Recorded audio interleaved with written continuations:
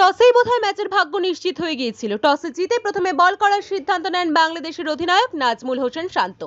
তিনি বলেন 150 থেকে 160 রানের মধ্যে ভারতকে আটকানোর চেষ্টা করবেন, কিন্তু প্রথমে ব্যাট করে 196 রান করে ভারত।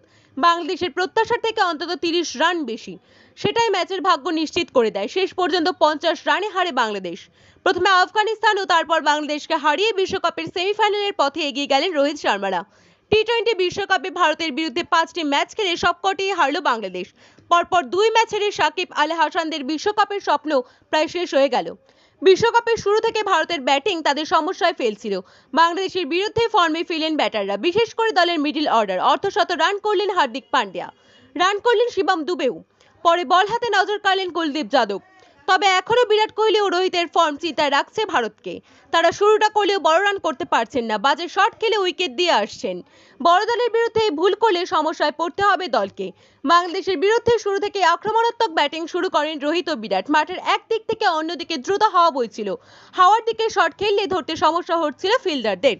প্রথম 3 ওভারে 30 রান পার হয়ে যায় ভারতের। সাকিবের বলে একটি ছক্কা মেরেছিলেন রোহিত, আবার ছক্কা মারতে গিয়ে ফেরেন তিনি। 11 বলে 23 রান করেন রোহিত। বিরাটও বেশ কয়েকটি বড় শট খেলেন, দেখে মনে হচ্ছিল অ্যান্টিকার মাঠে বড় রান করবেন তিনি, কিন্তু তানজিম সাকিবের বলে উইকেট ছেড়ে মারতে গিয়ে বলের লাইন মিস করেন বিরাট। 28 বলে 37 রান করে আউট হন তিনি। ভারতকে বড় ধাক্কা দেন তানজিম। একই ওভারে সূর্য কুমার যাদবকে আউট করেন তিনি। প্রথম বলে ছক্কা মারেন সূর্য, পরের বলে উইকেট রক্ষকের পাশ দিয়ে খেলতে যান তিনি, কিন্তু তানজিমের বল পড়ে একটু বেশি লাফায়, ফলে সূর্যের গ্লাভসে লেগে উইকেট রক্ষক লিটনের হাতে ক্যাচ যায়। ভুল করেননি লিটন, 6 রানে আউট হন সূর্য। 3 নম্বরে নেমে এই ম্যাচেও ফর্মে ব্যাট করছিলেন ঋষভ পান্ত। শুরুর কয়েকটা বল বাদ দিয়ে চেরা ফর্মে শট মারতে শুরু করেন তিনি। দলের রানকে 100-র গন্ডি পার করান তিনি, কিন্তু আরও একবার নিজের উইকেট ছুঁড়ে এলেন পান্ত। আগের ম্যাচেও রিভার্স সুইপ মারতে গিয়ে আউট হয়েছিলেন তিনি, এই ম্যাচেও সেই রিভার্স সুইপ মারতে গেলেন তিনি। দেখে মনে হলো আগে থেকেই মনস্থির করে নেন পান্ত, ঝুঁকি আছে জেনেও সেই শট খেলেন। আরও একবার রিভার্স সুইপ ফেরালেও পন্তকে। 24 বলে 36 রান করেন তিনি।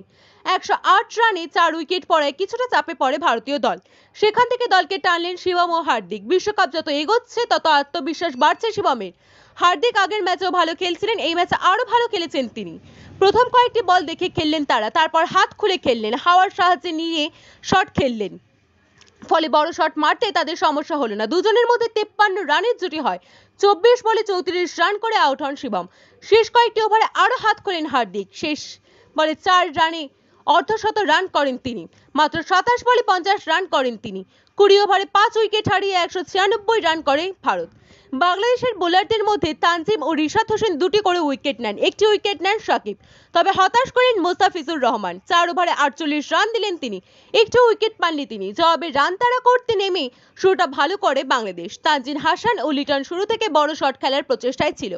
বাংলাদেশকে প্রথম ধাক্কা দেন সেই সাকিব। লিটনকে 13 রানের মাথায় আউট করেন তিনি। 3 নম্বরেই নানা অধিনায়ক শান্তের সঙ্গে ভালো জুটি বাঁধেন তানজিদ। পাওয়ার প্লে কাজে লাগিয়ে দ্রুত রান করছিলেন তারা। ভারতের স্পিনারেরা বলে আসতেই বাংলাদেশের রানের গতি কমে যায়, চাপ বাড়ে ব্যাটারদের ওপর, কিন্তু উইকেট পড়ছিল না। ভারতের হয়ে উইকেট নেওয়ার দায়িত্ব নেন কুলদীপ। তিনি বল করতে আসার পরে টানা 4 ওভার বল করেন, মাত্র 19 রান দিয়ে 3টি উইকেট নেন তিনি। তানজিদ, তহিদ হৃদয় ও সাকিবকে ফেরান ভারতের এই বাঁহাতি স্পিনার।